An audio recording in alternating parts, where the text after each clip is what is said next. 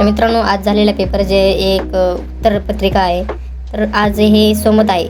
वाहन चालवताना घ्यावायची काळजी, ते सोमत दिलेलं आहे. तर ह्याचं उत्तर आहे, वेगावर नियंत्रण ठेवा, गाडी चालवताना अत्यधिक वेग घेणे टाळा, योग्य आणि सुरक्षित वेग राखून चालवावं. चालना आणि ब्रेक स्थिती तपासा, गाडी चालवताना ब्रेक्स आणि इतर महत्त्वाच्या प्रणालीची तपासा करा, जेणेकरून गाडीवर नियंत्रण ठेवणे सहज होईल. सुरक्षित अंतर राखा, समोरच्या वाहनापासून योग्य अंतर राखा.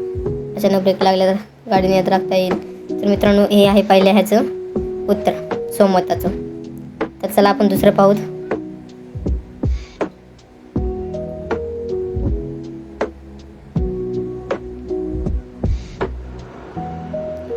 साहित्यिक कार्य. साहित्य प्रकारमध्ये एका शब्दात उत्तर लिहा. कवीचे सवे गीतांपरी राहणारी म्हणजे हे आहे कवितेचं कवीच्या सवे गीतांपरी राहणारी सावल्या. दुसऱ्याचं उत्तर आहे कवीचा लळा ज्याला लागला ते दुःख. दुसरा प्रश्न पाहूत. खालील ओळीचा अर्थ पाहून खाली अर्थाच्या ओळी कवितेतून शोधून लिहा. तर पहिलं होतं, सर्वांमध्ये मिसळून मी माझे वेगळेपण जपतो रंगुनी.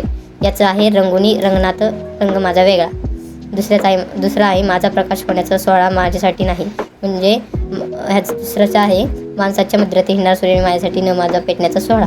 तर तिसऱ्याचं पाहू. तिसऱ्याचं अभिव्यक्ती सुख आणि दुःख याविषयीची भावना. ही अभिव्यक्ती आहे म्हणजे मनाने लिहायचं होतं. तुम्ही लिहिलं काही कमेंट करून सांगा. सुख आणि दुःख हे जीवनाचे दोन मोठे पैलू आहे. सुख आपल्याला आनंद देतं, सकारात्मकता वाढवतं आणि जगण्याचा उमेद वाढवतं. पण सुख कायम राहत नाही, ते क्षणिक असते. दुःख मात्र खोलवर परिणाम असं तुम्हाला लिहायचं होतं. त्यामुळे जीवनात सुख दुःखाचा समतोल असं लिहिलं असले तुम्हाला पैकी मार्क मिळणार. चौथा आहे खाली ओळीचा अर्थ लिहा. सहज आरशातील पहिलेने डोळे भरून आले. आरशात स्त्रीने मला विचारले, तू गणाची माझी रूप त्यालेली तरी नाही मी नसलेली, किती बदललीस ग अंतर्बाह्य. या ओळीचा अर्थ होता, एका स्त्रीच्या आतल्या बदलाचे प्रतिबिंब आरशात पाहताना तिला जाणवतं की तिचं खूप जरी तेच असलं तरी तिचा आत्मा बदलला आहे. ती पूर्वीसारखी निरागस स्वच्छ मनाची राहिली नाही. हे तिचं उत्तर आहे. तर काव्य सौंदर्य पहा.